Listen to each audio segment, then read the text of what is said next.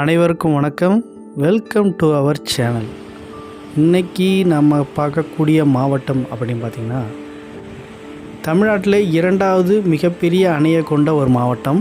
மேலும் அழகிய மலைகளை உடைய மலைமேல் குன்றின் மேல் இருக்கக்கூடிய முருகரை கொண்ட ஆலயங்கள் நிறைந்த ஒரு ஊரும், துணிகளுக்கு பேர் போன ஒரு ஊரும், அதுக்கப்புறம் மஞ்சளுக்கு பேர் போன ஈரோடு மாவட்டத்தை தான் இன்றைக்கி நம்ம பார்க்க போகிறோம். ஈரோடு மாவட்டத்தில் இருக்கக்கூடிய சுற்றுலாத்தலங்களை இந்த வீடியோவில் பார்க்கலாம். அதுக்கு முன்னாடி இப்போ தான் நம்ம சேனலுக்கு புதுசாக வந்திருக்கீங்கன்னா மறக்காமல் சேனலை சப்ஸ்கிரைப் பண்ணுங்கள். பக்கத்தில் பெல் ஐக்கனையும் ப்ரெஸ் பண்ணி ஆல் என்ற நோட்டிஃபிகேஷனையும் கொடுத்துருங்க. வாங்க வீடியோக்குள்ளே போகலாம். இங்கே முதலாவதாக நம்ம பார்க்க வேண்டிய இடம் அப்படின்னு பார்த்தீங்கன்னா பவானிசாகர் டேம். கீழ் பவானி அணை அப்படின்னு சொல்லக்கூடிய மிக முக்கியமான நீர் ஆதாரம் மற்றும் விவசாயிகளுக்கு நீர் பங்களிப்பு தரக்கூடிய ஒரு அணை அப்படின்னா இந்த அணையை தான் ஈரோடு மாவட்டத்தில் சொல்கிறாங்க. ஈரோடு சுற்றி இருக்கக்கூடிய மாவட்டங்களுக்கு இது மிகப்பெரிய நீர்த்தேக்கம் அப்படின்னு சொல்லலாம். இது தமிழ்நாட்டிலே இரண்டாவது மிகப்பெரிய நீர்த்தேக்கம். மேலும் இங்கே இருக்கக்கூடிய பூங்கா, இங்கே இருக்கக்கூடிய இந்த அணை, இது எல்லாமே மிக முக்கியமான சுற்றுலாத்தலமாக இந்த ஈரோடு மாவட்டத்தில் பங்காற்றுதுன்னே சொல்லலாம். ரொம்ப அழகான, மேலும் இந்த அணையோட சிறப்பு அப்படின்னு பார்த்திங்கன்னா, இது நீர் வற்றி போனதுக்கப்புறம் இதுக்குள்ளே இருக்கக்கூடிய கோட்டையும் நம்ம பார்க்க முடியும். அந்தளவுக்கு மிகப்பெரிய அணை இந்த பவானிசாகர் அணை. அடுத்து நம்ம பார்க்கக்கூடிய இடம் அப்படின்னு பார்த்திங்கன்னா, ஈரோடு டிஸ்ட்ரிக்டில் கொடிவேரி டேம். இது எந்த அளவுக்குனா, இது அந்தளவுக்கு பெரிய அளவு இல்லாமலும் சிறிய அளவில் இருக்கக்கூடிய ஒரு டேம் அண்டு ஃபால்ஸ்னு சொல்லலாம். ஆனால் அங்கே வர கூட்டத்தை விட இங்கே மிக மிக அதிக அளவிலான மக்கள் இங்கே வந்து குளிச்சுட்டு, ஏன்னா என்ட்ரி ஃபீஸ் ரொம்ப கம்மி, அதுக்கப்புறம் தேவையான பொருட்கள் சாப்பிட்றதுக்கு எல்லாருமே ஈஸியாக, அது ரொம்ப மென்மையான அருவின்னு சொல்லலாம். அதனால் எல்லாருமே வந்து குளிச்சுட்டு போகக்கூடிய மிக முக்கியமான சுற்றுலாத்தலம்னு பார்த்திங்கன்னா அந்த கொடிவேரி டேமும் ஈரோடு டிஸ்ட்ரிக்டில் இருக்குது. அடுத்து இந்த மாவட்டத்திலே இருக்கக்கூடிய 2 முருகர் கோயில் ரொம்ப ரொம்ப பிரசித்தின்னு சொல்லலாம். முதலாவதாக நம்ம பார்க்குறது வேலாயுத சுவாமி திண்டல், அதாவது திண்டல் முருகன் கோயில் அப்படின்னு சொல்லலாம். இது அருணகிரிநாதரால் பாடப்பட்ட ஒரு முருகஸ்தலம் அப்படின்னு சொல்லப்படுது. 500 ஆண்டுகள் பழமையான கோயில்னும் இந்த ஆலயத்தை சொல்கிறாங்க. ரொம்ப புகழ்பெற்ற ஆலயம். ஈரோடு புறநகர் பகுதியில் அமைஞ்சிருக்கக்கூடிய மிக முக்கியமான முருகர் ஸ்தலம்னே சொல்லலாம் இந்த திண்டல் முருகர் கோயிலை.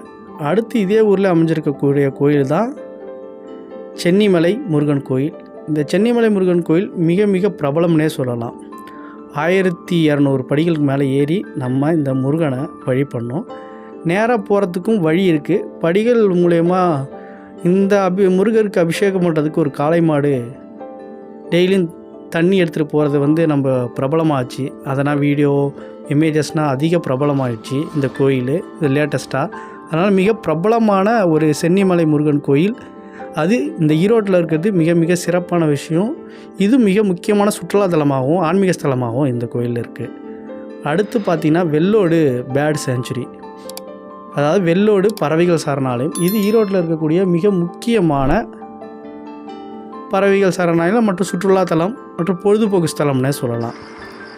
இது 2022 தான் ராம்சார் பட்டியலில் இதை இணைச்சதுக்கப்புறம் தான் இந்த வெள்ளோடு பறவைகள் சரணாலயம் கொஞ்சம் பிரபலம் அடைஞ்சுன்னே சொல்லலாம். ரொம்ப முக்கியமான பறவைகள் வாழக்கூடிய சூழலை அமைச்சு இயற்கை வாசிகளும் இயற்கை விரும்பிகளும் அதிகமாக போகக்கூடிய இடமாகவும், பறவைகள் எந்தவித தொந்தரவுகளும் இல்லாமல் வாழக்கூடிய இடமாகவும் இந்த இடங்கள் இருக்கிறதால மிக முக்கியமான சுற்றுலாத்தலமாகவும் இருக்குது.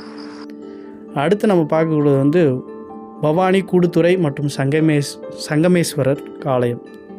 இந்த பவானி ஆறு, அந்த காவேரி ஆறும் வந்து இணையிற இடம் வந்து பவானி கூடுதுறை அப்படின்னு சொல்கிறாங்க. இந்த 2 ஆறும் அதுக்கப்புறம் இமேஜினரி, அதாவது கற்பனையில் ஆகாய கங்கை அப்படின்னு ஒரு ஆறும் வந்து இணையிறது தான் பவானி கூடுதுறை. அந்த பவானி கூடுதுறைக்கு மிக அருகிலே அமைஞ்சிருக்கிறது தான் இந்த பவானி சங்கமேஸ்வரர் திரு ஆலயம். ரொம்ப புகழ்பெற்ற ஆலயம்.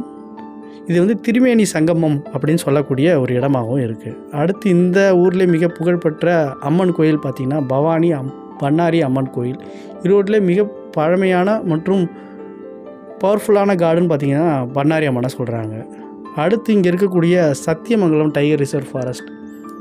முன்னாடியே சொன்ன மாதிரி மேற்கு தொடர்ச்சி மலையும் கிழக்கு தொடர்ச்சி மலையும் இணையிற இடங்கள் தான் இது எல்லாமே. ஏன்னா நீலகிரியிலேருந்து ஆரம்பிச்சிச்சிங்கன்னா, நீலகிரி டிஸ்ட்ரிக்ட்லேருந்து ஆரம்பிச்சிங்கன்னா மேற்கு தொடர்ச்சி மலை கிழக்கு தொடர்ச்சி மலையும் ஒன்றா ஆரம்பிச்சிடும். அதுக்கப்புறம் வரதால் சத்தியமங்கலம் ரிசர்வ் ஃபாரஸ்ட் வந்து ஈஸ்ட் கோஸ்ட்டும் சரி வெஸ்ட் கோஸ்ட்டும் மவுண்டெயின்ஸும் சேர்கிற இடம். அதனால் மிக முக்கியமான அந்த சத்தியமங்கலம் ரிசர்வ் ஃபாரஸ்ட் இருக்குது. இது எல்லாமே மிக முக்கியமான சுற்றுலாத்தலங்கள் ஈரோடு மாவட்டத்தில். எதாவது மிஸ் பண்ணி தான் நிச்சயமாக கமெண்ட் செக்ஷனில் சொல்லுங்கள். இந்த வீடியோ பிடிச்சிருந்தா மறக்காமல் சேனலை சப்ஸ்கிரைப் பண்ணால் பக்கத்தில் பெல் ஐக்கனை ப்ரெஸ் பண்ணி ஆல் என்ற நோட்டிஃபிகேஷன் கொடுங்க. Thanks for